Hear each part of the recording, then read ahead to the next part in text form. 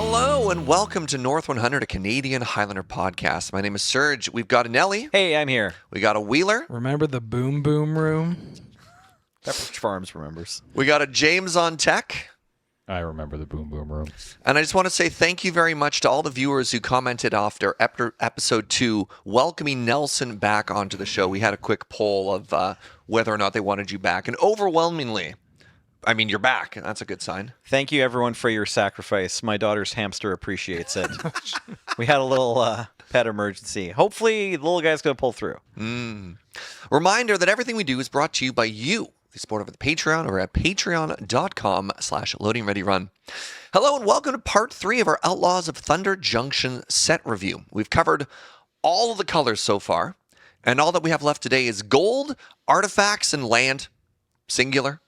A reminder with our set reviews that they are not exhaustive. We do not talk about every single card. Only the ones that we think are interesting will impact the format, or we think you will, ask us about why we didn't cover. So we try and get ahead of those. We're also covering cards from the Commander product as well as the Big Score. And without any further ado, a Wheeler, start us off. A cool, the Unrepentant. Black, red for a 5/5 legendary Scorpion Dragon Rogue with flying and trample. And you can sacrifice 3 other creatures, and you can put a creature card from your hand into play. Use only as a sorcery and only once each turn. What the hell is this card? 4 mana 5/5 trample that flies Flample. is pretty scary. This mana cost stinks. Yep. It's very rough to get to. Yeah. We took the opposite of Ancient Tomb mana. So what is that? Rakdos mana? Yeah, I mean, like literal demon literal Rakdos. Rakdos Yeah, mana? I was thinking that too. It's like Rakdos man. You're like, yes, it's red and black. You're like, no, I know what you mean. Rakdos mana. Yeah.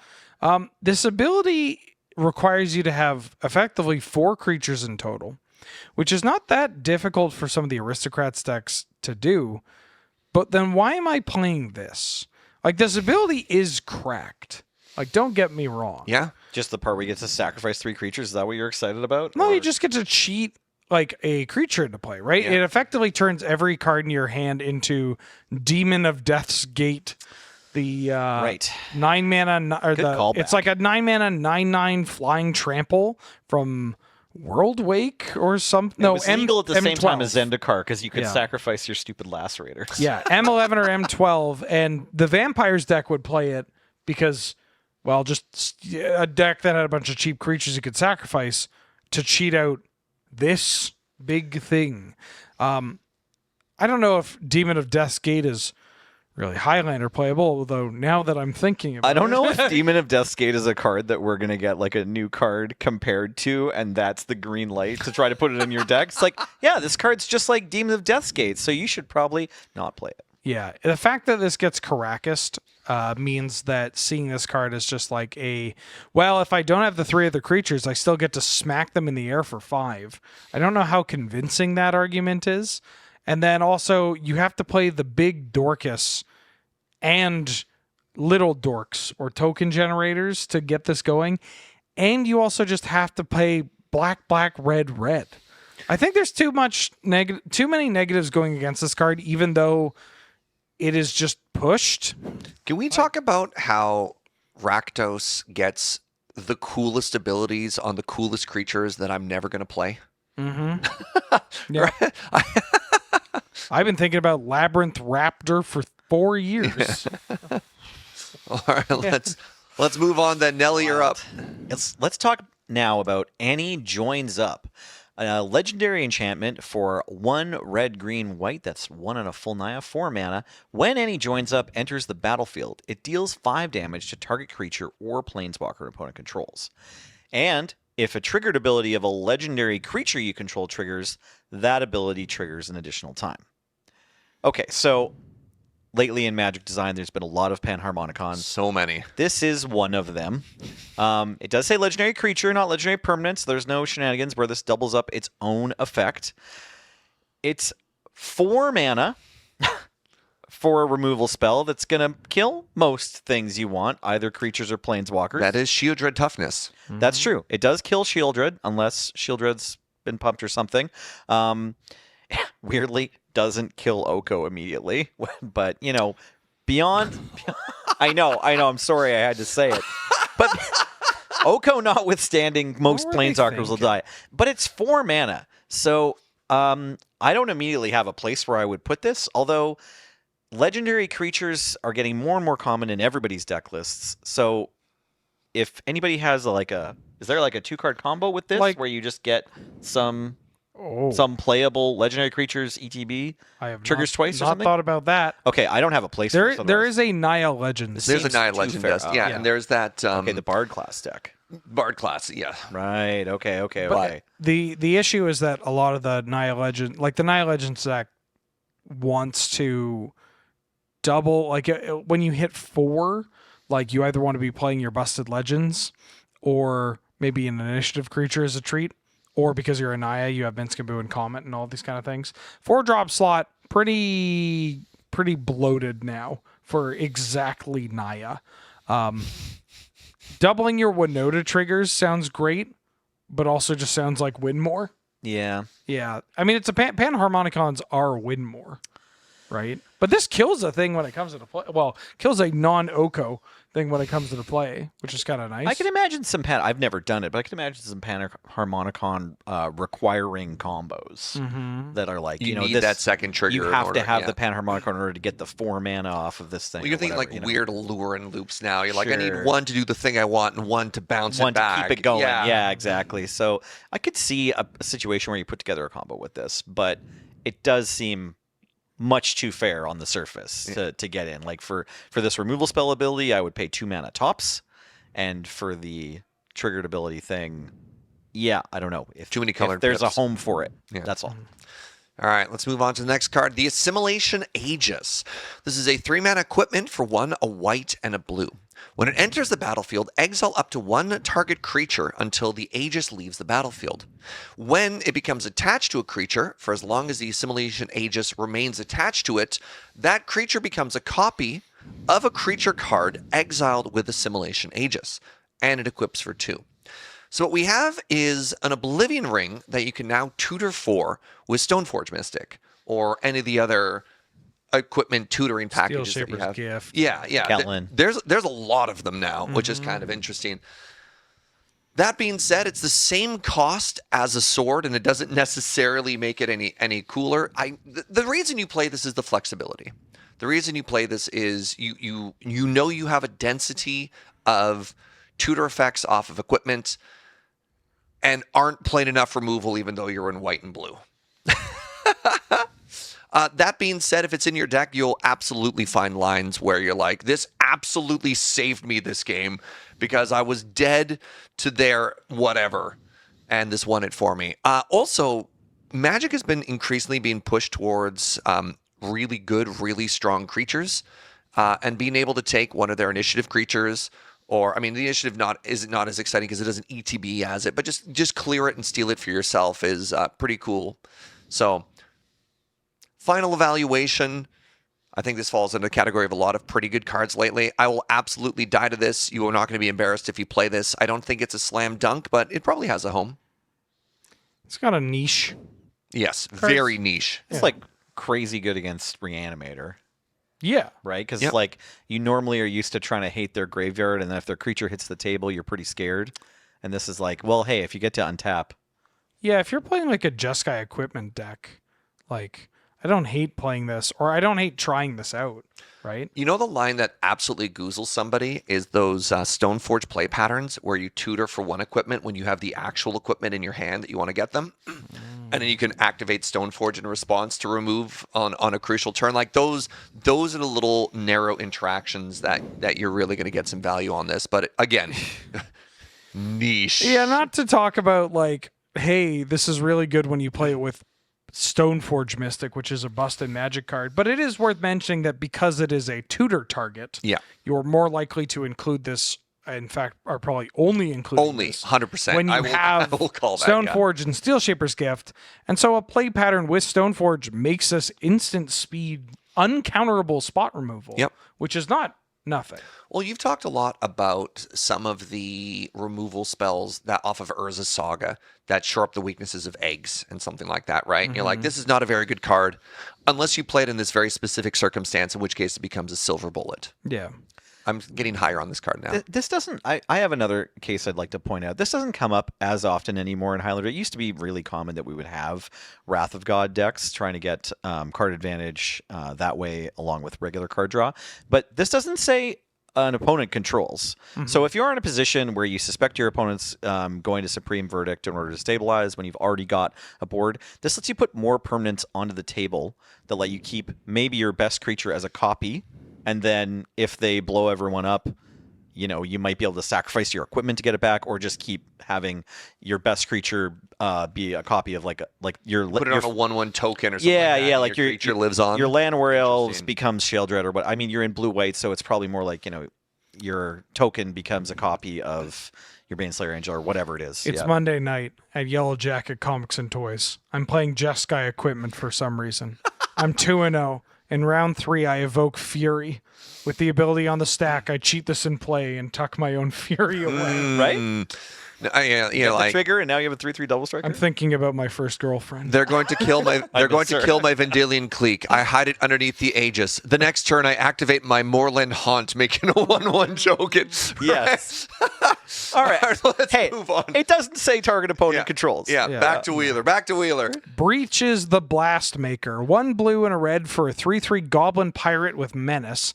Whenever you cast your second spell each turn, you may sacrifice an artifact. If you do, flip a coin. When you win the flip, copy that spell. You may choose new targets for that copy. When you lose the flip, Breaches deals damage equal to that spell's mana value to any target. I love losing and doing something busted. Like, why? Let there be a downside to a Magic card just once. Please. Like, the worst part is I don't even know if this card's going to see play outside of New Toy Syndrome. Yeah. It is a 3/3 with 3 mana for a 3/3, no ETB, so it gets Caracased, right? Unfortunate. Menace does make this a little more interesting, right? It can kind of rumble in the jungle a bit here. Second spell, not that difficult to do in blue-red. Certainly not that difficult if you have some amount of artifacts, right? Like, you'll have Moxen, eggs, Mishra's Baubles, whatever. Like, you can double spell pretty easily. Plus cheap utility spells like Bolts, Ponders, whatever. And obviously, this sounds like a Winmore scenario, but you're going to be playing Thoughtcast. You're going to be playing Thought Monitor. Those kind of cards. Let's go with Thoughtcast. Because I'm thinking about this card in a welder deck or a blue-red artifacts matter deck. I cast Thoughtcast and I flip a coin. If heads, I draw 4 cards. If tails, I draw 2 cards and deal 5 damage to anything. I play Kappa Cannoneer. Yeah. I think of my second girlfriend. If I lose eat a sandwich. I get 2. If I win the flip, I get 2 Kappas. If I lose the flip, I think about my first boyfriend and deal 6 damage to any target. What are we talking about? Yeah. Right? So, this box of text is messed up. Yep. But it is a 3 toughness legend that is really bad into Caracas. Terrible. Yeah. Also, it's 3 mana in the deck that's already stacked for 3 drops. Yeah. Which is a problem we keep running into. You're like Sai, Hull Breacher, Forensic Gadgeteer, Sahili. Sahili is what I was thinking on yeah. that one, right? And just because both sides are good doesn't mean you won't catch yourself needing exactly one of those sides in order to get if I lose a coin flip, I win. And you're yes. Draw another card, you have no mana. Yeah. Yeah. It's not as though it's going to be bad. No. But yeah, this will be an interesting card. I'll give it a shot. The welder deck specifically, I think it's worth trying out the new toy. That Thoughtcast scenario you're talking about, you could be doing that on 4 mana before they have priority to Caracas it. Yeah. Yeah. Yeah. There are scenarios where this card will just be you only need 1. Yeah, for it to really pop off. Yeah, the downside negation slowly starts to get not as bad if the upside is high enough, right? If the ceiling is high enough, the floor is allowed to be pretty low. Yeah. Moving on, let's talk about Eris, Roar of the Storm. I'm actually excited about this card. It's from Commander. I was planning on maybe just building a Commander deck around this one. Oh. It's the second Commander from the Stella deck. Stella from the Commander series. So 8 blue-red for a 4/4 legendary elemental warlock, but instead of 10 mana, this spell costs 2 less to cast for each different mana value among instant and sorcery cards in your graveyard. Now, mana value is converted mana cost, not specific pips, so you've got to make sure you got a 1, a 2, 3, 4, whatever it is. It has flying and prowess, and whenever you cast your second spell each turn, create a 4/4 red dragon elemental creature token with flying and prowess. So I see this as an option for Blue Moon decks. I don't know. Would you put it in Jeskai? If it was a spell heavy Jeskai, maybe, because you want to cast it for 2 and then another spell right away, which could only be 3 mana. Right? If I'm playing Pyromancers, I don't hate this. You know? I think any deck where you feel like you have a reasonable chance, you're jamming your high suite of ops and ponders, so a reasonable chance to second spell right after it comes out, and a reasonable chance to cast it for 2 to begin with. So you need to be playing enough Chart of Courses and real 3 mana spells. The problem is the 3 mana spells, right? Sure. Because at 2 spells in your graveyard, this still costs 6 mana. Mm-hmm. Yeah, right. No, you need to actually cast your Cryptic Command or your Mystic Confluence before you cast it. I think the free spells that get played in blue-red can kind of shore that up a bit, right? You get Pyrokinesis, Force. Yeah. Act of Negation. Oh, gee. No, Force of Will, Sure. Pyrokinesis, Mind Collapse, Pact of Negate. Jesus. I mean, I was in my mind, I was thinking Force of Negation, to be fair, but I said Pact of Negation. Don't get me wrong. I like this in High Tide, too.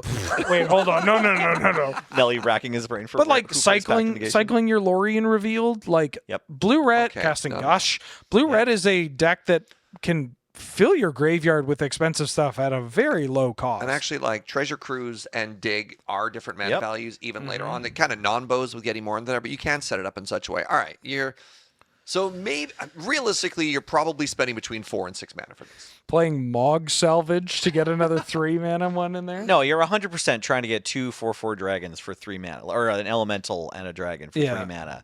It's just 4 out of your potential 6 or 7 different casting costs of instant or sorceries in your deck. So I do think it's entirely possible. You might pay 4 or 6 for it sometimes, but I wanna get this point out because it sounds like a meme, but it hit people pretty hard when I talked about this on my own stream. Is that blue-red stuck in your hand forever cards like this are not. It's not as bad in this color combo. This pitches to Force or Pyrokinesis. Which is like a meme, right? That sounds like a meme. But no, dude, we have so many free spells now that pitch this to Pyrokinesis, Fury, Force, Subtlety, Other Force. Other force. We're getting some free spells in. Oh, those aren't free spells like this, but I mean, we might. Who knows? We might get more free spells. There is another Modern Horizon set coming up this year. Brainstorm tucks this away. There's plenty. Connive triggers off Ledger Shredder getting to loot this if it's stuck in your hand. It sounds like creating a bunch of scenarios that are lull my Stormcrow pitches to Force of Will, and it's no, for this one it's real. Yeah. Yeah, your Stormcrow is only blue. Again, bottom side being the pitches to Pyrokinesis. Top end, you're making freaking prowess dragon elementals every turn. Yeah. All right, next up, we got the Gitrog Ravenous Ride. Look at what they did to my boy. This one's kind of interesting, isn't it? Go on. 5 mana, 6/5, legendary frog horror mount for 3, a black and a green. It has trample and haste. Whenever the Gitrog Ravenous Ride deals combat damage to a player, you may sacrifice a creature that saddled it this turn. If you do, draw X cards and then put up to X land cards from your hand onto the battlefield tapped, where X is the sacrifice creature's power, and it only saddles for 1, which is very, very cool. Upside, trample and haste.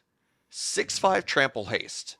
This thing in a deck with Green Sun Zenith is going to absolutely kill people. Yeah. I don't I mean, the saddle ability is kind of neat, and like it kind of synergizes with previous versions. The Gitrog monster, and that you sacrifice stuff, and it draws cards, and it puts lands into play. I don't think you're building around that. I think that's a nice to have, but you're realistically, I don't know how many decks want this. It's weird that it doesn't sacrifice lands, right? Like that's something the Gitrog usually The does. Gitrog used to, yeah, lets you play additional lands and sacrifice a creature or a land or something like that. I mean, it depends. Gitrog and Thalia is a creature or land. Gitrog monster itself is just a land. Right. I mean, the card tells a story. It does. Which is nice, but Like it's really cool. yeah. No, I just mean in the whole, like, why isn't it sacrificing lands? Is it's eating Thalia. Like the Gitrog ate Thalia here. Yeah. And now other people are trying to tame it, Mm. and it is eating them and not destroying the land. You can't break that spirit. I mean, this is another case of this is a card that obviously on paper seems good. I just don't ever think I'd put Where it in does a it deck. show up? This frog Because used it's to eat, killing people. This frog used to eat forests, and then it got a taste for meat. Yeah, that's true. So like I'm picture the only deck that has enough mana in these colors would be the Rock. And then Allison would be like, I'd just play another Planeswalker. Yeah. Or something Does off John of that. Monsters care? Like, if you have red flying haste creatures, do 5 you drops want- are like it's tough. pretty right? unplayable. Yeah. But it's the 5 drops in green, you can get away with it. There's like a Sultai mid-range deck that has like popped up a bit, like a Sultai natural order mid-range deck where, you know, you're probably natural ordering into Atraxa or something like that. But on an empty board, this can just kill them, Yeah. right? Like I mean, NO, again, like there's no arguing that it's good. it's such a punch. It's just, yeah. Before I forget, just because you mentioned Natural Order, the previous episode, that 7 mana 6/6 trample that gains life and draws a card and then makes a copy of itself when it yeah. dies, I actually think that goes in hoof because it's better against red deck wins than than Thragtusk. Because Sure. you're drawing cards. Sorry. To re-rail onto Gitrog. Thank you, Nelson. I mean, I like the idea of playing Gitrog in a natural order deck because you sacrificed a creature. You know, are you getting value out of that? Are you filling your yard with creatures for some reason? Like, this is going to do more of that. Like, you're moving along the same axis of, like, sacrificing small creatures for something. But you like don't even want to sack small creatures, right? I don't know. I mean, drawing a card. If this card just draws one card, that's not the worst. Eldritch Evolution into this too. It's kind of hot. Jumping up from 3 to this is your 5. I think people are going to die from this card. Yeah, I mean, again, it's very respectably going to kill you. I don't have a home for it though. We're It's all legendary, pet which is card. Dude, enough. I cast Carnage Tyrant in the past 6 months and they just died. Yeah. Like, Oh, yeah. Carnage Tyrant's like messed up. just playing big. I mean, you know, Serge, you once told me that Magic players tend to undervalue being big. Or overvalue being big. It's That's the same second thing. thing they do. Yeah, but Yeah. not when it's me. I got All right, all right. I don't know. Anyways, Just kill people. let's all move- let's want move on, Gitrog let's to move on. work, Yeah. Okay. All right, Wheeler, you're up. We got Honest Rutstein, 1 black and a green for a 3/2 legendary human warlock. When old Rudiger enters the battlefield, you return target creature card from your graveyard to your hand. Creature spells you cast cost 1 less to cast. I really like this card. Mind you, I've got a sickness for the Witness, if you know what I mean. Like I will do anything to put Eternal Witness into a Magic deck, especially creature combo decks. This lets you return an important combo piece in like an Abzan creature combo deck. Could be Sandy B, could be whatever Garbage Spencer has been somehow winning tournaments with. Like Abzan creature combo A+B is a real archetype to build. This could be played in Alurin or pod lists. Recurring Nightmare. Recurring Nightmare. Recurring Nightmare Like loves this. if you're a creature combo deck that plays this type of like card and in these colors, I think this one's genuinely like worth looking at. Like I might even consider playing this in like a bug or 4-color no red Seeker Walk list. Like creatures cost mana and tend to cost more mana than spells because they do more things. And so being able to set that up and make it so much easier to pop off with, especially with some of the weirder lines in Seeker where you're like, play Spell Seeker, find Neoform to Neoform into a clone to clone the Seeker to, connect to the hip bone or whatever is kind of impressive. And then... Or pod, like, I don't know. Yeah, you end up, like, drawing cards or casting a spell from your hand and then also podding. Like, you have a bunch of weird turns with these creature combo decks where you have several tutors. And so the second line where it's reducing the generic mana cost of the spell could come up several times in the same turn. And also, nice Caracas, idiot. Yeah. I will get another creature back. Thank you. Or you're the one with the Caracas, and you're just solituding all their crap, or Kasali Pride Maging them, or Shriekmaw if you're taking pills for your back pain. I might have has fear. I might have to put Recurring Nightmare back together. Yeah, you do. Maybe I put the Gitrog in that deck. We'll talk. All right. Wait, hold on. You and I will talk, or the Gitrog will talk to you? You and the Gitrog will Somebody talk? give me the Gitrog The on the Gitrog phone. monster is just going to talk to Serge like the Green Goblin mask. Look at the mirror. Serge walks into the Amazing. Oval Office, grabs the green phone, and the Gitrog's on the other line. Let's talk about Kellen the Kid. It's Bant, green, white, blue for a 3/3 legendary human fairy rogue with flying and lifelink. And whenever you cast a spell from anywhere other than your hand, you may cast a permanent spell with equal or lesser mana value from your hand without paying its mana cost. If you don't, you may put a land card from your hand onto the battlefield. Okay, so once again, that ability is a bit of a mouthful, but whenever you cast something from like the Adventure Zone or off of Suspend, or you cast a spell from your graveyard with Flashback, or just from your graveyard with some other ability that lets you do that, or you cast it from the top of your deck, you get to then take one of your cards from your hand, and if it's a permanent spell with less mana value than the thing you just cast, you get that on the stack as well, or you can get a land from your hand on the battlefield. So it's a pretty complicated, weird ability, but it's cheating on mana, essentially. It's not drawing cards, it's either cheating mana in with lands, extra land drops, or it's cheating a free spell, which is not an omniscience. It's not an any card free spell. It has to be less mana than the thing you actually paid for. But you know what? Don't worry about that. It's a 3/3 flying lifelink for 3. It gets Caracas, it gets bolted, but it's a 3/3 flying lifelink for 3.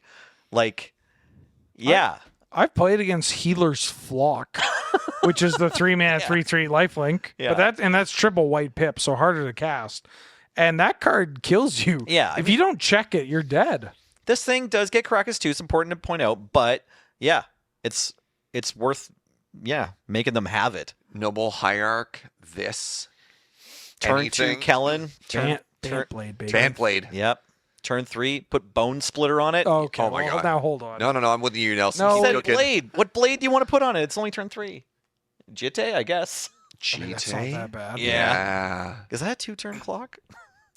Next up, we got the Laughing Jasper Flint. This is a 3-mana 4/3 legendary lizard rogue for 1 black and a red. Have any of the creatures we talked about yet been non-legendary? 2024 Surge. All right, Yeah. sorry. Creatures you control but don't own are mercenaries in addition to their other types. At the beginning of your upkeep, exile the top X cards of target opponent's library, where X is the number of outlaws that you control. Until end of turn, you may cast a spell from amongst those cards, and mana of any type may be spent for those cards. I had a really hard time reading this. So this is a weird 3-mana reverse Bob sort of thing. Yeah, in that it gives you Gaunty Bob, baby. it gives you a free Gaunty Bob baby. Gaunty Bob, baby. Gaunty Bob, baby. So it's a 3-mana 4/3, and then if you untap with it, it starts to generate card advantage, which is kind of neat. The creatures you control but don't own are mercenaries in addition to other types is maybe upside if hypothetically you rip a card off there. Like maybe there's a weird world in which your monkey's doing stuff and they get something wrong there. Question for me from a few recordings ago: are mercenaries outlaws? Yes. Okay, so it's relevant, right? Because each one of these creatures ups the X cards thing, Yeah. right?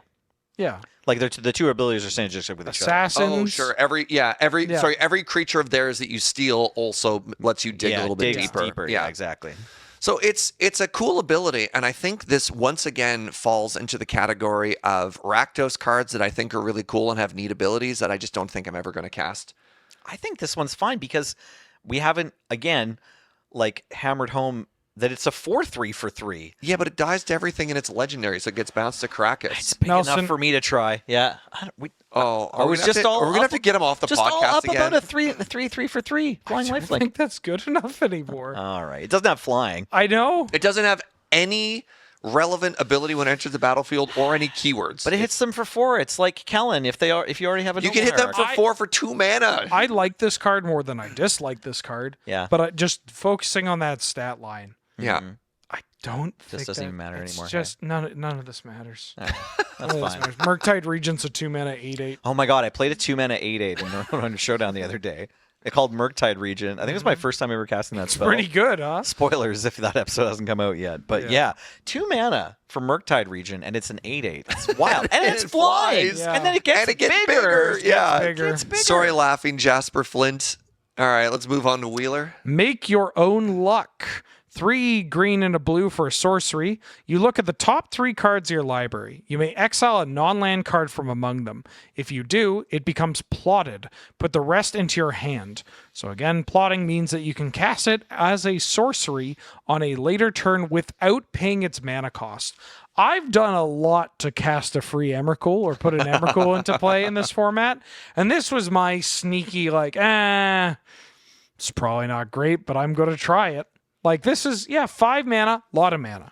Who am I kidding? A lot of mana. But being able to set up for, like, a Time Walk or an Omniscience. I was going to say, you played Emrakul. Omniscience with this, obviously, right? Yeah, Yeah. I was just going to ask if the show and tell decks are already playing any like Jace's Ingenuity effects. Probably not. I haven't Not looked at the really. show and tell list in a while, but probably not. Not really, but when you have Omniscience and Dream Halls in your deck, like, sometimes just playing big donkey draw spells is also just Yeah. fine. Yeah, just the Haymaker once you're already online to just keep Exactly. going. Yeah, Yeah. just being able to play the Omniscience draft mode. after you have Sultai it. Omni Show is something, because I'm a big fan of the Dimir one. That was like a baby of mine. And the Sultai is one where I'm like, well, what if I played Dimir except I got to play Uro and Oko and not die to red? So remind me, there was like a 14 million mana sorcery that drew Emergent your whole deck.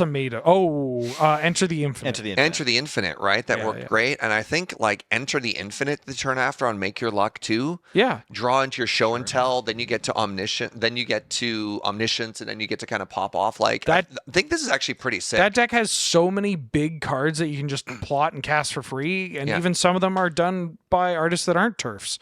I mean, there's just like you're not running out of good things to tuck with this card. Sure. Yeah. Even like honestly, even just like Thirst for Discovery. Like I'm trying to think of like a very bumbly like 3 mana like Right. Like you- kind You of. can even get Lorien off this one, Lorien sure. Revealed or Even, whatever. even if you only plot a 3 mana card, it's like yes, you had to pay it all up front, but you paid 2 mana to draw 2 cards and 3 mana for your card next turn. I could plot Impulse here, and I'd probably be happy. Right? Like, I mean, I'm not happy. You're but really stoked for this card.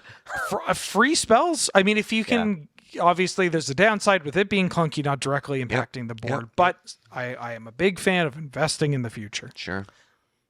Let's move on. Let's move on. Let's talk about Malcolm the Eyes. Blue-red for a legendary Siren Pirate that's a 2/2 flying haste. Whenever you cast your second spell each turn, investigate. So yeah, pretty straightforward here. It has haste, so it's like Krakus doesn't count, kind of, a little bit. Yeah. You know. Yeah. So also, whenever you cast your second spell, you get a clue. So now you've got a bunch of clues lying around. I mostly see trying this in Is It Bliss, although, again, like it has flying, it has haste, it's only 2 mana, so the incidental inclusion in any blue-red deck is just really low. Every Highlander deck casts 2 spells a turn, so it's going to replace itself, probably draw another card, possibly even just run away with the game with the extra investigate tokens. The ability to crack clues is the real limiting factor most of the times. Like how much spare mana do you have to actually cash in on these? But usually you'll eat at least one. So it's interesting to me for your inclusion in Is It Blitz specifically because it doesn't have prowess and it doesn't pump. I don't like it as much in that because this feels like this is a card that wants to go a little bit longer. And I don't know. I've never actually piloted Jeskai, but I feel like this is a sort of card that Wheeler would kill me with, or like you play this early and you just protect it, and then It does just wear a gets sword completely out of really well hand. too. I don't know. I'd play this in Jeskai mid-range, but Yeah. I'm playing creatures and killing you triple Moxen. Sure. Like I'm playing this triple Mox 4th Aerolingus Yeah. kind of build. Yeah. Or I mean just blue-red like not tempo. I mean blue-red tempo is such a general Yeah, kind of name. I know but what you mean. Yeah. yeah, like you play this with Ponder, Lightning Bolt, Ragavan, and Yeah. all these busted magic cards. Yeah. You'll probably be fine. I could see it in Blue Moon too, where your plan is just like counter their thing after it, and then probably eventually chump. But maybe you drew a couple cards or kill the planeswalker. If you're happy to get a couple clues off this, oh my god, I right? kind of like it in Blitz just as a spell skate. Well, I mean, like, what about the same type of deck as Chrome Host Seed Shark, whatever, right? Yeah. Like you're presenting a clock, but at the same time you're also generating this massive amount of advantage over time because you're like, I'm going to kill you on turn 8, but you actually lost on turn 4. God, I haven't played Academy in so long, but like this and like Chrome Host Seed Shark probably both go in it. I don't Shark's okay. know. Shark, yeah. But Shark is more busted. The than problem this is it's card. only once per turn, keeps which is the Yeah. issue, right? Yeah. And that's why I don't Both like just it keep in pooping out the artifacts, though. in the Goblin Tinker artifact density style decks because it's making artifacts. You're like, aha, but you're like, oh, only once. Oh, All right. I mean, you could play this in a deck with artifacts and Bomad Courier. Like I could see this in a Mox Opal deck.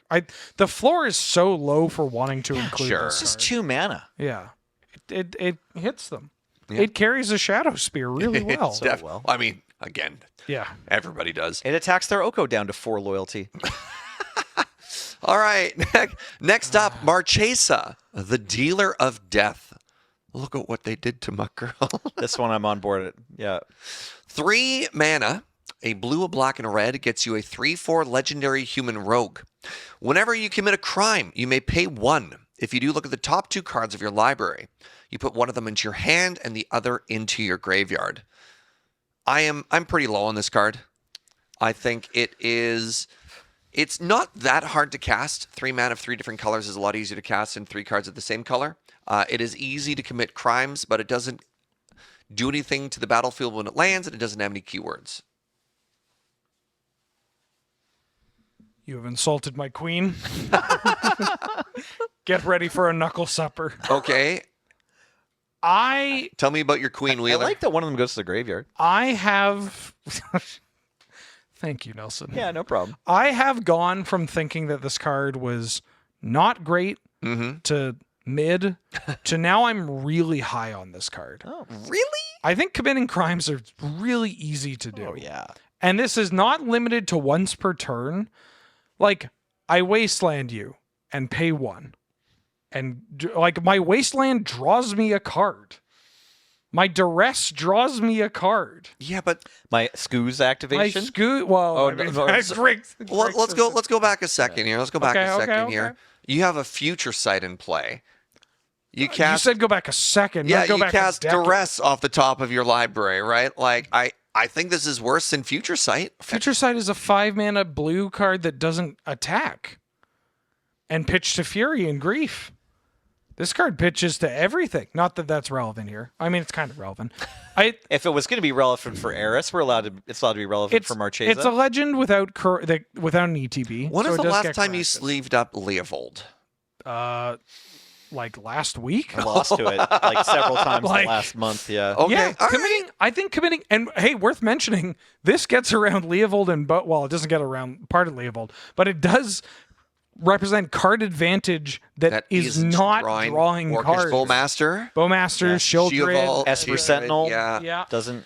All Oh, right. wait, sorry, now I got that Yeah. backwards. No. Yeah, I But there's got a you. white card I'm talking It's about. a The three- 3/1, the 3/1 from Theros. That's who I meant, right?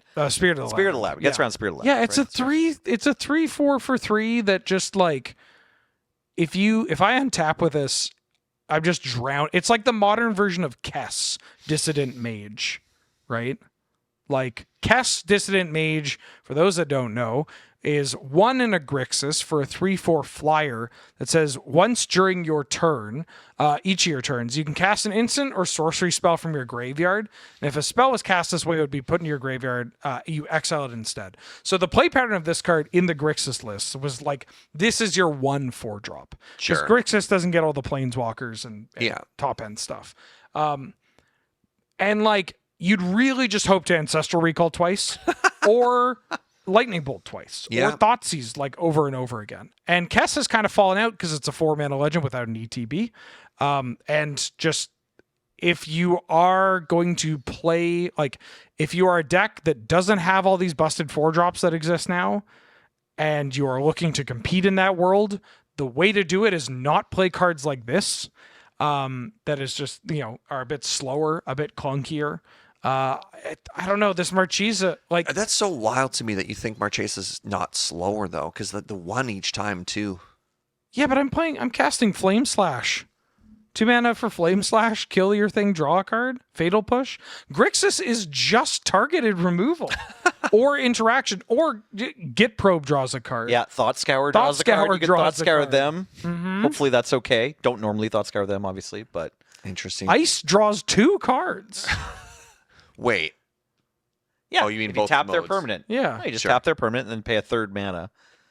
Now you turned Ice into Divination at instant speed. That's all I've wanted. That taps a thing. If you want to cast Divinations, Marchesa is probably better than Divination. All right. Yeah. You've sold me on it a bit, but let's move on. Great. Now I get to talk about the actual bad card. Oko the Ringleader. 2 green and a blue for a 3 loyalty legendary planeswalker Oko. At the beginning of combat on your turn, Oko becomes a copy of up to 1 target creature you control until the end of your turn, except that creature has hexproof. +1, draw 2 cards. If you committed a crime this turn, discard a card, otherwise discard 2. -1, you create a 3/3 green elk token. -5, for each other non-land permanent you control, create a token that's a copy of that permanent. They're just really scared to make a good Oko. Yeah. After the first Eldraine, Oko. yeah. Committing a crime is easy, but still, like, the Shorikai side of this card is nice. The Dak Faden side that you can't muck your opponent if you also have Hull Breacher is not there.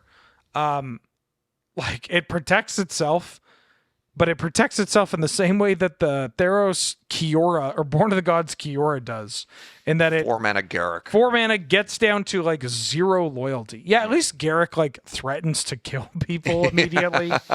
Not a fan of this card. What about the static? Is there room to be like planning to just have a second like 7/6 trample hexproof? Not to Like, if you put it next to things where you're cheating on mana by having a copy not of the to creature? just try and make a totally different card, but like, I don't know, maybe if it had haste, like maybe if it becomes a copy of it and can do something immediately. If the creature has haste, it'll have haste, though, right? So, like, Sure. I don't know which shell this really goes into or whatever, but like the it play, just seems like if you can cheat on mana and then also have a planeswalker ability, that seems great. like the play pattern of this card is that you make an elk, you play it, make an elk, try to protect itself.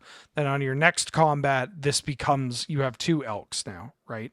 And you can smash. If you're in Sultai Reanimator, go ahead. Yes. And then you can make another elk if you want, and then that can block your Oko because it's now tapped and you've attacked with everything.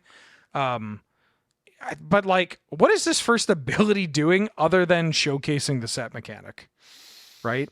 Like the +1. right. I mean, Nellie's cooking now about this Reanimator list, which is kind of funny. I Like, actually like the +1 first type ability because it gives you optional discard. Like, if you can do it before you commit your crime. Yeah. So that if you want to put a card in your bin, but if you just you want to keep always- 2 cards, Well, you mana. always put a card in the bin. no. If you've committed a crime, you discard a card. Oh, it's 1 or 2. Yeah. Okay, sorry. No, you're Right. discarding. Yeah, Sorry, you're you're always always discarding. looting. I like where you're at with Sultai Reanimator. We can talk about that after the show. Yeah. Surveil lands turning your worldly guys don't get to find out. Dude, Surveil lands turn worldly tutor into Entomb. Right. That's kind of hot. I'm not playing this crap though. All right. Let's Moving move on. It's time Nelly, to talk about Pest control from the big score. Why is this card? Okay. Black, white for a sorcery. Destroy all non-land permanents with mana value 1 or less. And it has cycling 2 generic. So you can just cycle it away for the regular cycling cost of paying 2 mana and drawing a different card if you don't want to blow up all the Moxes and all the amazing 1 mana creatures. This should just be called Wheeler Control. Like, it's the most hateful card against eggs we've ever seen. Yeah. Nah. I don't Also know, great- dude. Somebody cast Brotherhood's End against me, and I lost 4 permanents on turn 2. So Yeah, okay. That one's Also pretty good. really good against Ruin Your Evening. I don't know, Ish. dude. I Yeah. played last week, and somebody cast Brotherhood's End and killed my. But seriously, like, this card's pretty scary for our format and any other vintage one, I think. Like, Yeah. if you're able to, like, blow up multiples of your opponent's lands for 2 mana. Well, that's- non-land. Oh, sorry. But I mean the Moxes. Oh, I know it's not yeah. killing all Yeah, the yeah, lands. yeah. I mean, like, the mana producers. Yeah. Like, it takes out all the different Moxes, Soul Ring, all the different Llanowar Elves. Karnstrucks. Exactly. This yeah. card gets better the faster your format is. Yeah, exactly. So, I mean, I think it's printed for us and for Vintage and probably Legacy. I think it's very scary. Or like an emergency printing because Convoke is. Sure, it's relevant in this standard right now too, Yeah, isn't it? yeah. Yeah, that's right. Deals with monkey and any treasure tokens it might have hit if you're like behind the monkey. Yeah, it it just does. because the cycling's there, it just feels like such a blunt instrument. Yeah. Decks that are gonna include it for sure. I don't know, probably just like whatever your 4-color control and junk. I could piles see are it in or like whatever. Jeskai Black Yeah. or like Esper. Decks with lots of colors. That black-white Yeah. Turspock list. I could. Maybe Abzan. Yeah. Actually. Honestly, if you can just cast it, like if you have a way to make black mana and a way to make white mana, like worst case scenario, you're You paying just 2 to cycle it. cycle it. I could see it in even Esper Thoracle. Like Sure. that's a Yeah. list. That's a deck Yeah. that plays like anything that can draw a card, and also this just does something against the aggressive matchup, or just Highlander deck. Yep. Esper Reanimator. Ooh, You can see. Like, yeah. Gets Deathrite Shaman off the board, Yep. and Scrabbling Claws, Yep. and Phyrexian Furnace. And Mox Emerald. and Mum. And Mom. Yeah, killing Mom's pretty big. Yeah. All right, let's move on. Pillage the Bog. This is a 2-mana sorcery for black and a green. Look at the top X cards of your library, where X is twice the number of lands that you control. Put one of them into your hand and the rest on the bottom of your library in a random order. You can also plot this for 1, a black, and a green. Now, my biggest critique of this card is traditionally cards in this color that have this effect, mill. You would pick one and the rest would go into your graveyard. And the fact that it doesn't do that, I feel is a betrayal of the color pie. Because, I mean, green-black mulch, green-black sort of fill your own graveyard was great. And a little bit more density in that, I think, would have helped a lot. Because that's what that deck liked to do. That being said, you could probably still play this. The fact that it has plot, I think, is what tips it over in particular. There are a lot of turns in these decks where you want to be able to dig for certain answers. You're going to have a lot of lands, and being able to set up the turn with plot I seems just want to cool say and that good. Demonic Tutor doesn't mill you either. Yeah.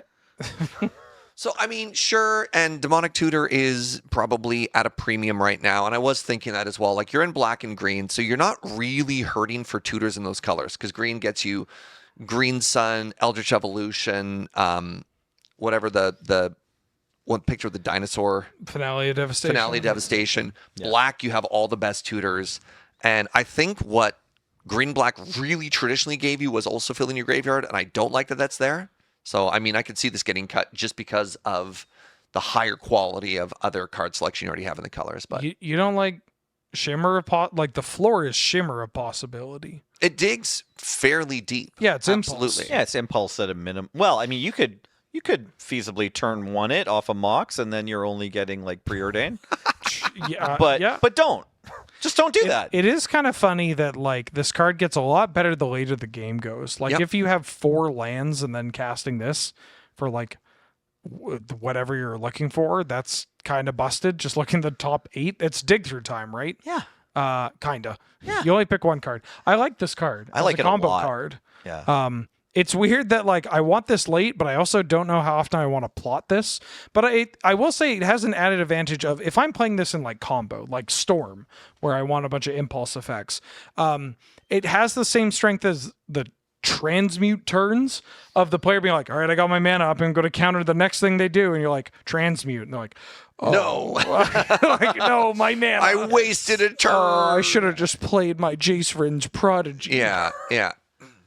It's I kind mean, of it's not bad. I just wish it was a different card. I feel like your impulse to look at black-green sorcery cards, the text has cards and doesn't make creatures, you're like, oh, this doesn't feel in my graveyard. They're normally supposed to do that, right? And like, that's fair. Like, that's a fair critique about a lot of the cards that we've seen with this mana cost and this kind of angle. But this card, I think, is closest to assemble the team from that arena-only format. Alchemy. Yeah, alchemy, where it just like play a lot of alchemy, it's. so I have I no know idea. that's fine. I'll tell you. Assemble the team just lets you look at a third or half of your deck. Top third. Top third. What? It lets you look at the top. Well, it costs the same as Demonic Tutor, and you can play Demonic Tutor in Gladiator, right? No, it's banned. Okay, well, it got printed into Arena. You can't play Demonic Tutor in Gladiator anymore. I miss those days. Every deck was Demonic Tutor in some other colors. Yep. Anyways, you search the top third of your library for a card, and then you put that in your hand, and then shuffle your deck. And I think that our lands matter impulse is honestly comparable to this. Like, you're in green. Having 5 or 6 lands isn't that uncommon. Hell, having like 9 lands is not that uncommon. All right. play this in Jacob's deck, too. Here's my bet before we move incredible on. in Jacob's I think it's going to be like Once Upon a Time, and that it's going to be kind of good for a while, and then people are just going to cut it because it doesn't do enough. People are cutting one spell now? Who cut Once Upon a Time? That card's it didn't get cut. It just got banned in every format. All right. Shall we move on? Yeah. I'll get you a Once Upon a Time if you need one. Uh, That shit is cracked. Satoru the Infiltrator, blue and a black for a 2/3 legendary human ninja rogue that has menace. And whenever Satoru and or one or more other non-token creatures enter the battlefield under your control, if none of them were cast or no mana was spent to cast them, draw a card. So what that means is that we have a 2-mana 2/3 with menace that if you use a ninja, if you Aether Vial something in, if something has been flickered or found off of a tutor like a Green Sun Zenith or brought back through Unearth or Reanimate or whatever, potted into play, Or you cast an Ornithopter. cast an Ornithopter or a Mennonite, like, yeah, you can draw some cards. This screams Commander in how niche and specific it is. And yet, I'm so intrigued. Like, 2-mana 2/3 menace is annoying, and it's a human, and like, yeah, you can draw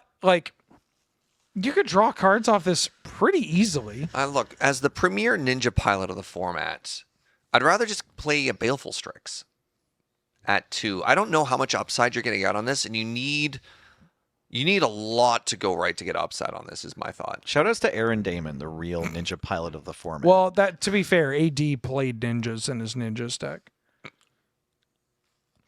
Full disclosure, I've always been on Team Serge for exactly this thing. And when I talked about this card, I made that call, I believe. But yeah, even in that deck, though, like, you need a density of cheap evasive cards. Yeah, you absolutely need something. And having Menace does mean that it might get through, and then you can ninja it. But ironically, then you're bouncing it back. You don't even get the value out of it. Yeah, so, like, hilariously, yeah. But it is only a 2-drop, so you can just replay it afterwards, and that's fine. You know where I kind of like this? Esper Humans. Esper Humans is a list that like popped up a while ago that was pretty good ahead of the time because it was just triple mocks plus like busted cards. This is a human. That list plays like Reanimate and Unearth and Aether Vial and like has flickering effects already. And ways of cheating cards into play, and you just kind of need more cheap creatures. That's a deck that can be pretty aggressive. Like, your Luminarch Aspirant pumping counters onto this is just going to kill people. Suiting this up with equipment, like, yeah, this card, finding a home for this card is going to be the toughest thing because when it does, its stats and its abilities are going to help carry. Hard card to put into a deck, a great card to see in your opening hand, right? Yes. You were talking about a Sultai Natural Order deck recently, and all of the green tutors work great. Green Sun with Satoru. Yep. So, yeah. If no mana was cast to spend, yeah, because you cast it for the green, send out the creature. No, that's fair. Yeah, best of luck to you, Satoru, finding your way into some deck lists because we think you're cool. I'll try it in Bug Ninjas. All right, I'll tell you what. Thank you. Yeah. All right, let's move on. Whose turn is it? You. It's me. I want to talk about Seraphic Steed, green-white for a 2/2 first strike lifelink, a unicorn mount that's not legendary. Whenever Seraphic Steed attacks while saddled, create a 3/3 white angel creature token with flying, and it has saddle 4.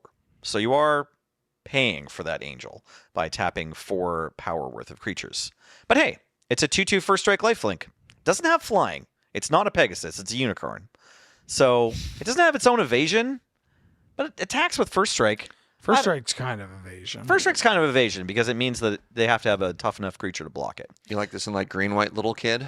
I don't immediately have a home for this thing. I mean, I tried to play in that sealed deck that you had the stupid 4-mana 5/5 trample and crush me with. I thought it was going to be pretty good in that deck, but I didn't draw it. Yeah. I'm not a green-white little kid player. They don't put first strike on Magic cards anymore. I honestly That's thought like such an I old said it man out thing. loud, and I thought it was flying, and I was about to be like, "This is great! You can saddle in and get your angels." But it's like, well, you don't have to hit them. It's just attack. Yeah, it's It's just just on an attack attacks. trigger. So like, yeah, I don't know. I'm gonna play this. Is this in, enough value? I'm Like, gonna play this in green-white aggressive Soul Sisters, and like that's it. okay, yeah, the lifelink. I mean, is it better to think of it as this card that just like gives you potentially great stats or and on a lifelink, or not great, but like stats total, because it can generate creatures, and it has this interesting mode where it's like sometimes you just throw this away to get a flyer, and it's only 2 mana. You only spend 2 actual mana. Yeah. And other times, the first strike matters, and other times the lifelink matters, and sometimes you even get to get more than one flyer out of it. You know? There's enough going on that makes this card a real Magic card, and Yeah. like making angels that kind of pay into the saddle like immediately. Like, is this a pay The to play saddle's card? really awkward. Yeah, it's a lot. It's a heavy saddle cost. Yeah, it's might be a lot. It might be a K to Blade card. First strike lifelink is annoying as hell, dude. Like if you give it a bone splitter, suddenly like We've got to stop talking about Bone Splitter. I At mean- least if we're talking about these kind of cards, mention Rancor. Or, Yeah, no. Gold I Gland. mean, I don't think you're cutting like Gaddock Teague or what's the green-white elemental 2/2? Voice of Resurgence. Voice of Resurgence, right? Like the problem is, it's actually kind of similar to Voice of but you look at this card and you think to yourself, oh, I'll just fill out the 2-drop slot in a lot of these like aggressive decks, and you're like, well, is it better than a Watch Wolf? And you're like, I mean, I'd try it in Green White Little Kid. Like, Yeah. it's worth a shot. I'm wondering if this card is close enough to being green white 3/3 flying. If it's close enough to that, should we just analyze that card? I'm not trying to say what if it was this card. I'm just trying to say like what if what ends up it's happening. Even not though, because like the saddle 4 is such a big turn to take off. I don't Right. know. I think we That's we don't have to try to make this card good. We're I not think sure if it's good. I think we can just move hold, on. Hold on, very quickly. I don't know if it's that Sure. big of a cost, right? This is Green White is a deck that will play Mana Dorks that might not necessarily need to use its Mana Dorks every turn, and like, look, I don't need to play my Watch Wolf in my secondary main phase because you know what I'm doing. Here's the one turn you get to attack with it. The turn you activate your Urza Saga to make a construct and sacrifice it, it's incidentally a 4/4 because of the other construct and a Mox and the thing that you get. We did it. There you go. We did The it. one turn that you get to crew for free. Hell yeah. I mean, yeah, you can crew or saddle. You can saddle summoning set creatures, right? Yeah. So it's got that going for I'm it. going to move on. Great. Let's move on. All right, we got the Slick Sequence.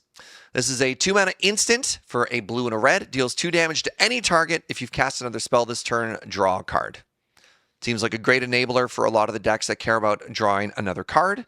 It doesn't have the same flexibility as a lot of the 3-mana deal 2 damage to any targets, potentially split them sort of thing. But Hold on. A lot of? Do you mean Electrolyze exactly, or are there more of these? well, there's that I can be playing? Electrolyze and there's Fire Ice. Sure. Yeah. That's kind of a lot. Fire Ice is like it costs 3 mana because it's 2 different spells that cost 2 mana. It's like it costs 3 mana. What? I mean, it's Fire Ice if you have Marchesa hanging around. Do you think there should be some rule that if every time they print this, I should be able to take my full art electrolyze and send it to WotC, and they have to send me back a full art version of this one that only costs 2 mana. You think? I don't think this is playable at all. Oh, think really? You this think is it's really garbage? I think it's just well, 2 mana. So 2 mana for 2 damage is obviously awful. It doesn't have to be your second spell. yeah, I know. It's just shock and op together. Yeah, that part's kind of nice. Yeah. But like, blue-red is a deck where everything costs 1. That's true. I don't like that it costs Yeah. 2. Yes. It's better than electrolyze because it costs 2 instead of 3. If I'm paying 2 mana to deal 2 damage to something, like Fire Ice, I guess maybe like we If talked you could about Fire split Ice. the damage. Again, we're designing a different Yeah. magic card here. Well, it's just like Bone Crusher Giant. Like, I don't mind paying 2 mana to deal 2 damage, but I also can kill my opponent's true name nemesis with that, and That's fair. we're overthinking. This card's fine. it's probably fine. It's gonna. Yeah. You play your Mox, you kill their Ragavan, you draw a card. It's great. Play your monks. Wheeler, you're up. Now here's a real stinker. Vraska joins up. Black and a green for a legendary enchantment. When Vraska joins up, enters the battlefield, put a death touch counter on each creature you control. Whenever a legendary creature you control deals combat damage to a player, draw a card. Okay. So I definitely put this in the spreadsheet. A lot of people are very excited about this card. Well, it's kind of broken. Like the lines of text that are on this card. It doesn't say 1 or more. It doesn't say 1 or more when your legends hit. Yeah, if you have 2 legends, time to draw 2 cards. You just need to either hit with 1 legend to trade or have any tiny idiot, like a grist token, laying around. The death touch counters go on each creature you control. Each creature. That is not okay. Yeah. Pair that up with your trample and power humping, and they're dead, sir. You know where I want to play this? Food. Yeah. Because all your creatures are cheap idiot legends. You have so many. Oh my god, the hobbitses can't wait for You Vraska have to join up. so many little tokens, creature tokens that are made as well, and then so just like your entire board now has Death Touch, and you're just drawing a card whenever Frodo decides to Frodo. stumble on Mr. Frodo. This card actually makes the ring bearing cards a little more exciting because Yes. you're like, which of my creatures is most likely to connect? I want to make that one draw a card. And the ring also makes them it legendary. makes them hard. Yeah, and the ring, the other abilities also make it annoying Also, to block that it's creature. really hot if you put a Death Touch counter on like your Orcish Bowmasters. Oh Oh my my god. Yeah. Yeah. Like All right, I'm in. I want to see this card. This mess is Yeah. this is people a up. weird anthem. I right? know. Like if this is white, you get +1/+1, but since we're in green black, instead it has to be really messed up. it might just do nothing, but it's a 2 mana card that has 2 cracked lines of text. Yeah. Yeah. Yeah. All right. And then Nelly, take us home with the final gold card. It's Vraska the Silencer, creature that used to be a planeswalker. 1 black-green for a 3/3 wait a legendary Gorgon assassin with Death Touch, and that's right, isn't it? Yeah. Yeah. Okay, good. And whenever a non-token creature an opponent controls dies, you may pay 1 generic. If you do, return that card to the battlefield tapped into your control. It's a treasure artifact with tap, sacrifice this artifact, add 1 mana of any color, and it loses all other card types. Sorry, what was that in the middle? So whenever their creatures die, non-token creatures, you can pay a generic. And if you do, you get their creature back and it's tapped. And it's a treasure. It's not a creature. Sure. So it gets their activated abilities, their static abilities, their ETB trigger. Yeah, those 3 things, basically.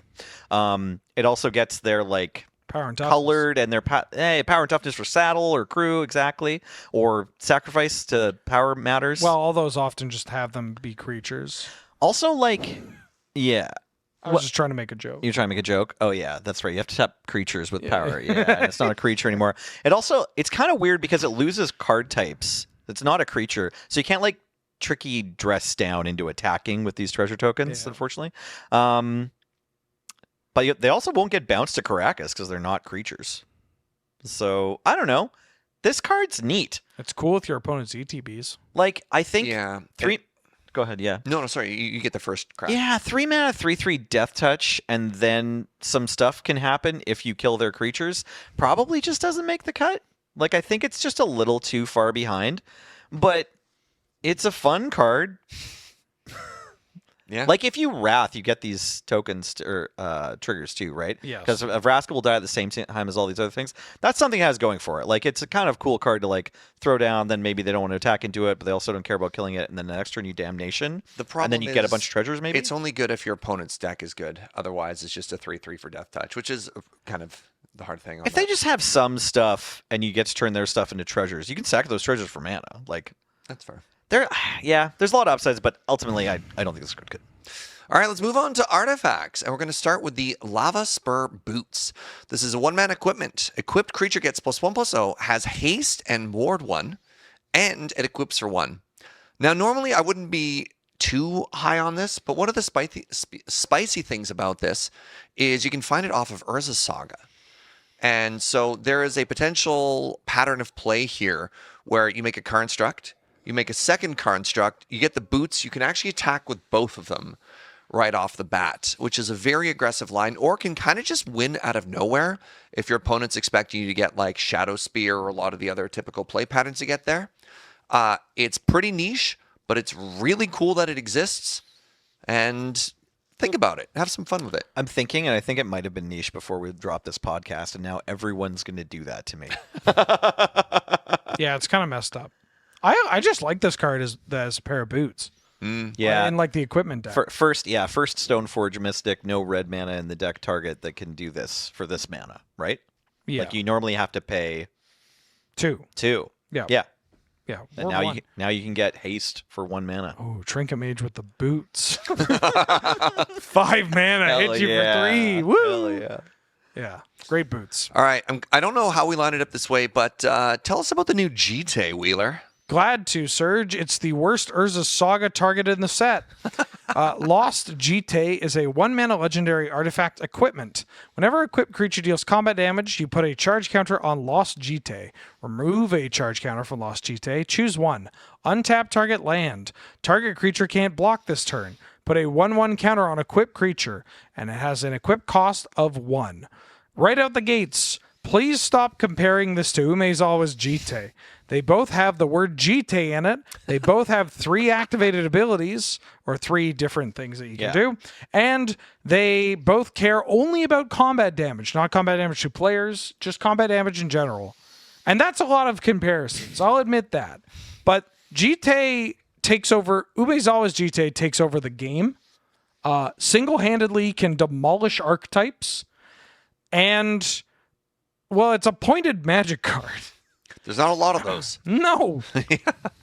Lost GT, what the hell does this do? Like, I think there are some merits to this. Again, 1-mana equipment that equips for 1, much like the boots, that's as low as it gets, basically. Yeah. Right? Without things getting free. And Well, look at the weird free. Yeah. yeah. You can find it off Urza Saga, which is interesting. I wouldn't recommend it, but you could. The permanent counters on the equipped creature, pretty nice. That's, gets to stick around. But because you played Lost GT instead of a real magic card, they can use the removal on the creatures, so the permanent buff doesn't really do as much. Whereas against GT, you're really scrambling to get out from under it unless you kill exactly the GT. So it's very funny that you could just keep killing the creatures or just ignore it because this card doesn't do anything. And then making it so that they can't block means that you get to continuously push damage, which is honestly a pretty powerful ability. But one of the ways that you can also push damage Just kill them. well, it's by playing real magic cards. Yeah.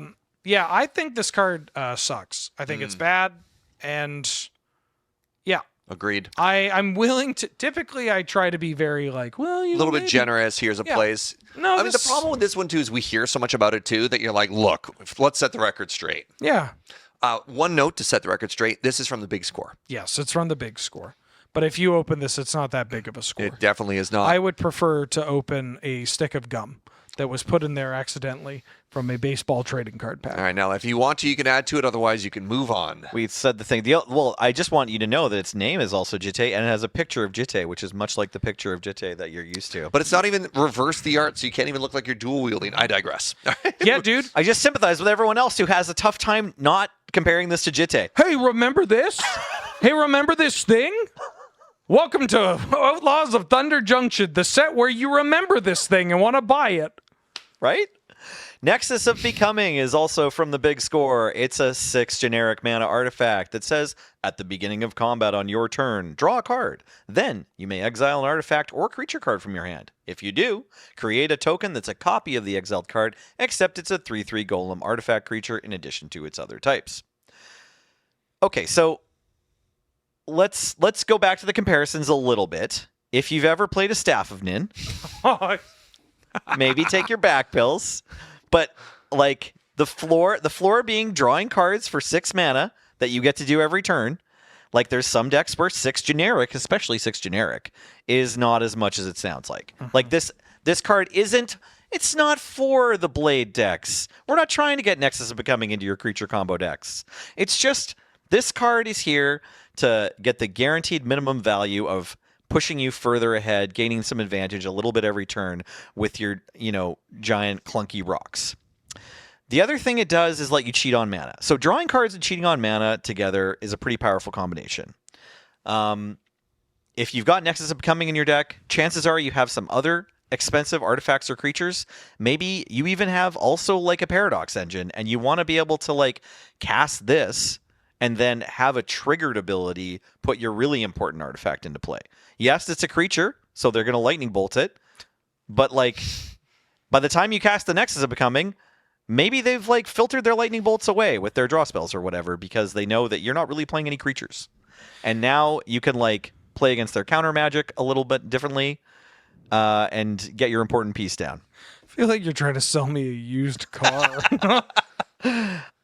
That's because this is a trading post card. That's why I'm telling you me at it draws a card. All right, great. And you can cast it off Workshop.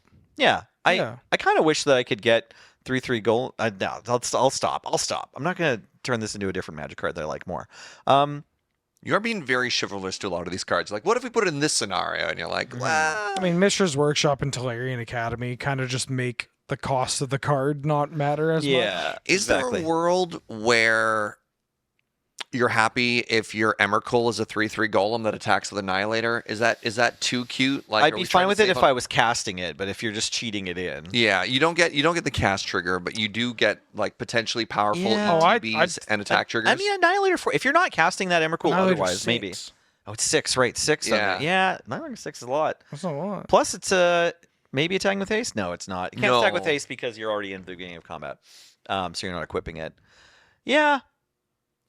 This thing's neat. Like, I played Staff of Nin maybe 2 years ago, like pretty recently for people, right? So let's go, buddy. Just different Staff of Nin targets. Like, I'm interested. You said I mean, this is like this card. I'm with you. It's just very funny because it's you and Steph. Yeah, I mean, that name a more iconic duo.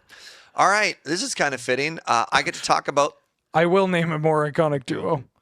Serge and unplayable equipment. But seriously, the Nexus, I think you should try it in your Paradox Engine decks and probably nowhere else. All right, Sword of Wealth and Power. This is also from the big score. It's the new sword. Equipped creature gets +2/+2 and has protection from instants and sorceries. When equipped creatures deal combat damage to a player, create a treasure token. When you cast your next instant or sorcery spell this turn, copy that spell. You may choose a new target for the copy. Equipped for 2.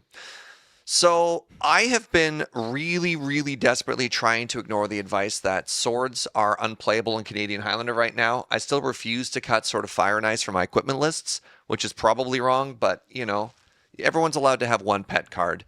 I am of the opinion that this is probably one of the worst swords that they have printed so far, specifically because protection from instants and sorceries does not let you push damage, which is what is really important from the swords that exist right now, is the ability to make it unblockable in certain matchups. Yes, it protects you from removal, but it doesn't protect you from the other massive parts of the game. And we've talked about this a lot, but like creatures are becoming more and more important in the game. Also, like make a treasure token and copy your next instant or sorcery spell aren't even that strong. It's cool that there's another one. Not for our format, though. Man, this is the, Disney Plus Star Wars prequel of, swords, where it's just we didn't need this. No, They rushed to finish the entire set of swords. Yep. They did it. Yeah. Every color Stop. combination is there. That would have been nice. Put a bow on it. The Yeah. sword saga is done. But wait a minute. What if we made Sword of Dog and Shit? And You really don't like this? Neither of you like it? I think it sucks. I think it has a ton of important use cases where it's like it has +2/+2 and hexproof, right? Like you're still paying the sword mana, which that sucks all the time Yeah. for all of the swords. Sure You does. can't get away from that. But it's not hexproof. Like it still dies. Yeah. It still get elked by Oko, Sure. right? Yeah. Like your creature still dies to Umezawa's Jite, Yeah. right? Okay. Because they get to block and then put counters on it and then use those. Yeah. I don't have a home for this deck. So I'm not saying go out and get your copies and play it or anything like that. But I think Lost GT is better than this match. really, yeah. I'm trying to think if like there's some medium red deck that would play it. Medium red would rather just kill their opponent. Yeah. No. I think this card. I think this card is like really bad. really, really like, bad. Like really, yeah. really Like bad. again, most swords are unplayable, and this is the worst of the swords they've made so far. The damage. I'm excited about this damage. I would rather trigger. play Body in Mind. Hold than on. this. What is the for? I remember Like you when make we first, that treasure token isn't even tapped. when we first You make a treasure when token. we first really started talking about Highlander, before there's a lot of knowledge of the format, before any of that happened, I could not believe how many people were like, play this. It's a 3-man equipment, 3 to cast. You can equip it for like and when it deals combat damage for a Boros, you can unequip it, search your library. Sunforger? Sunforger. People were lying to you. That card's never been good in this format. People loved Sunforger. Because they're bad at magic, they Serge. but that's the thing. They didn't know anything about Highlander, and they're Yeah. like, "This is the most cracked equipment ever. Look at the value you get out of this. You could search your library for an instant or sorcery, and Yeah, dude. this feels like you're gaslighting me and trying to tell me to put Sunforger in my deck." No. Commander players just have brain damage. This is bad. This is really bad. Sorry, we don't normally get this negative and dunk on a thing, No. but yeah. But it's just not good. It's for what it's worth. I don't hate exactly one sword in equipment. Thank you. I too play exactly one sword. Which one? In Boros equipment? Sophie. No. Sophie or War and Peace. I really like War and Peace. Oh my God, yeah. War and Peace has gotten a lot War and better. Peace, Light and Shadow. You know, War and Peace just kills them. That's the thing about War. War and Peace. Yeah, that's why I like Oh it. They my just God. die. Yeah. Just die. It's great. Nice recall, idiot. All right. Let's move on. Wheeler. Transmutation Font. 5-mana artifact that taps to create your choice of a blood token, clue token, or food token. Pay 3 and tap. Sacrifice 3 artifact tokens with different names. Search your library for an artifact card and put it into play. Shuffle your library afterward. Use only as a sorcery. And once again, this card is from the big score. I like this card. I am in a similar spot with this card as I am to Nexus of Becoming, where it's a big chunky artifact that technically gets you up a card immediately, where previous big chunky artifacts often had to wait until your upkeep, right? And it is a 5-mana card, but you got Mishra's Workshop, you got Ancient Tomb, Tolarian Academy. You know, like, you might even tinker into this if you don't want Portal to Phyrexia or whatever. Probably not, because this card is then going to find we're you not Portal tinkering to Phyrexia. into this. Yeah, No. but like, it is another tinker in and of itself, so that's exciting, right? yeah, and the artifact decks can make a lot of artifact tokens with different names pretty easily. Treasure tokens are not on this card, but making treasures pretty easy. Thopters and servos. Those are the 3 big ones that I'm going to be creating. And Constructs too.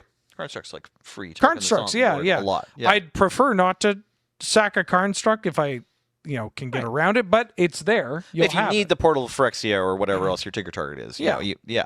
There's the creatures, and then there's all these other ones. Yeah. So being able to tinker on a magic card is very appealing.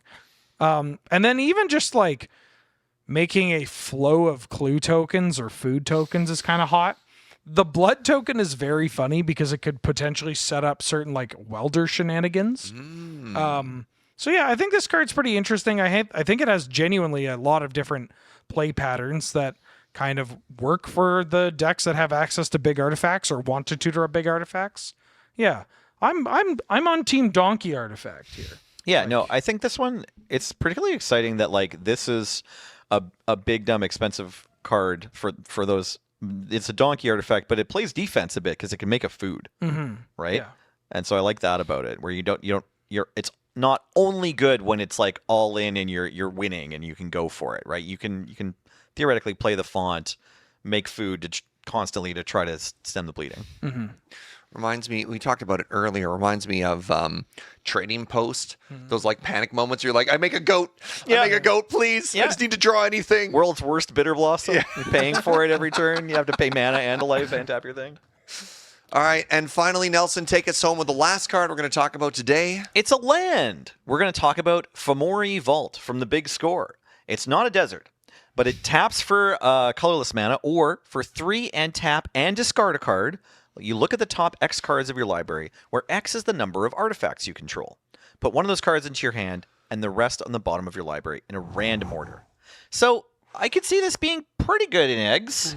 Any deck that's playing cards that care about things being moved to the graveyard from anywhere this turn is exciting, or just things that like to come back from the Or graveyard. things that count the number of artifacts you control. I just want to play this in Academy. I don't actually think you play this in like I don't know. I mean, I don't know. I'm in a bit of a crisis with eggs, but like just Paradox Academy. Sure, yeah. Any deck where your number of artifacts you control is going up. So if you're playing a bunch of mana rocks or a bunch of any kind of artifacts, this is a kind of powerful ability, right? Trade like all of your cards. Turn any card into Impulse Exactly. or better, or Dig. Yeah, every card becomes that broken new demonic tutor in green-black. I was going to say I like this better than that one. Well, this is a land that comes in play untapped and adds mana. So, yeah, the floor on including it is much lower than that plot card. Yeah. It's. Do you feel okay cutting your Spire of Industry? Yes or no? Or like Buried Ruin, or just have you finally decided to include the right amount of lands in your Academy deck and add this one? Yeah. Or maybe Treasure Vault is an artifact, so you're probably not cutting it. But there are like a bunch of like lands in the Academy decks where you're like, I'm being a little greedy. Well, you convince yourself that there's a world where you'll take advantage of that like loop with it. What's the one that untaps the land but isn't Minimo? Deserted Temple. Yeah, you can like maybe tell yourself to. But that untaps your Academy. I know, but you already have another one that does that. Which is why I think you just add a land. Sure. And just move into. Just replace a spell with it. Because that also, for what it's worth, adding a land kind of plays into what this card also helps facilitate in these Academy decks, which is that what if things don't go right? You need something that can help scale into the end game, or do something like with your extra nothing, right? Yeah. All right, let's do some closing thoughts here. We're at part 3 of our 3-part set review. We've talked about every card that we want to talk about. Big picture thoughts on the set. Let's start with Wheeler. In the context of Highlander or Magic the Gathering? Whatever. I hate this set in context of Magic the Gathering. Yeah. I think the cards are really good, but I think it's soulless. And I'm not going to be too negative about all That's that. fair. Yeah. Kind of shit. I don't want to say That's that the word. fourth one this tour. We'll try and get back to no swearing on this podcast. Yeah, this is for this fast set. and loose. All right. Bloomborough, we are going to be so like We're back. squeaky clean. Yeah. All right. Everybody's getting a rainbow sweater for Blue. Yeah, I do like this card or this set for Highlander. I will say, I think that the cards, there's nothing that's like Solitude or Oko or Minskaboo or whatever. I know this is like a trend where we have been saying this for almost every set that comes out that isn't Lord of the Rings. Sure. And I like that trend. Since Lord of the Rings, nothing has been too oppressive. Yeah, it's like you'll get a set with some cool new cards that might, one or two of them might go into like pre-existing top tier archetypes, and that's bound to happen anyways. And then the rest of them get to flesh out sub builds of other decks or reinforce, some of the coolest things that you can do in the format. And I like that quite a bit. I want to compare it to its chronological neighbor MKM here, because both sets have just a ton of words on them, right? Like the complexity creep continues to grind on, like especially, we're reading Kellen the Kid and Satoru. It's like, wait, tell me what this ability does again.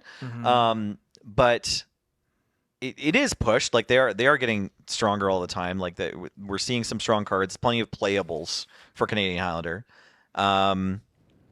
And unlike MKM, instead of the surveil lands, I think there's just more niche cards. Like MKM, at least as a set as a whole, had like, hey, you're going to play these lands in a lot of decks. Possibly all of them. All of them. Yeah, it turns out. And this set doesn't really have that, but it has a few real stalwarts. So, I don't know, other than it feeling like you tried to make jambalaya with every single Magic character ever, and it ends up tasting really weird, yeah, there's still plenty of great cards that you're going to play from this set. I think mechanically this set is really interesting because a lot of the times we get a new mechanic that is cool in a limited format but doesn't really have any implication outside of it. And I think plot and crime are amazing. And I think that those are things that work fantastically, backward compatible, very elegantly fit with a lot of things that we're already trying to do. And I hope we get to see more stuff like that cares about that. And that's really cool.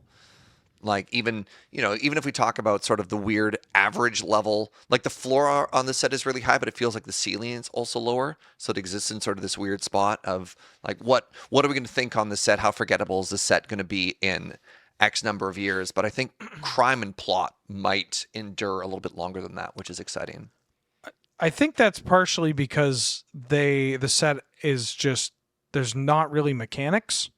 I mean, the mechanics are not in like an everything is kickers sort of way. Sure. Like committing crimes is taking game actions. Yeah. Not mercenary, outlaws. Yeah. It's not really a mechanic. It's Nope. just a catalog. It's like of, when you have landfall, similar thing. yeah, Or whatever. And then like plot is just, Celebration. hey, you know how you play a spell? What if you paid mana and then just now, but you got it later? Yeah. Like it's like that. It's cool. I like these things. Or Yeah. saddle is just, what if crew? But on a creature. But it was useful if you didn't have another creature. See, it's funny because like saddle, I don't like. I just like It's because it's nothing. yeah. But I think crime is really cool, which is funny. And you're like, hey, it's just rewarding you for game action. I'm like, that's great. Yeah, it's cool. It's Yeah. cool because Like, we don't give are me- trying don't to give kill me- our opponents. Don't give me madness again or storm. Like that's too much. I think what Wheeler's trying to say is that the mechanics of this set don't feel like new mechanics. Yeah, they're right? not. It's like, especially crime is like, okay, well, that's just something we're already doing, and we have an umbrella term for some creatures. Yeah. I'm gonna say it's glass half water, glass half full set of thing here because I like that. I get it. You're a negative guy. And you're super positive. I'm glad we can have that. I spin. love what they've done with this set. All right.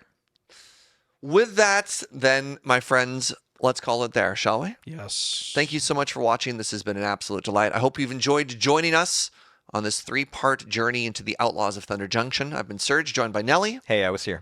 And Wheeler. Giddy. Getting down, apparently. Giddy. We got James on deck. Thank you. Reminder that everything we do is brought to you by you with your support of the Patreon over at patreon.com/loadingreadyrun. If we missed any cards, if you disagree with our takes, if you have pleasant stories, let's try and keep the comments a positive place. Give us your best takes and all that stuff. Let us know down below. Thank you for watching. We'll see you next time. Bye-bye. Happy sort of wealth and power.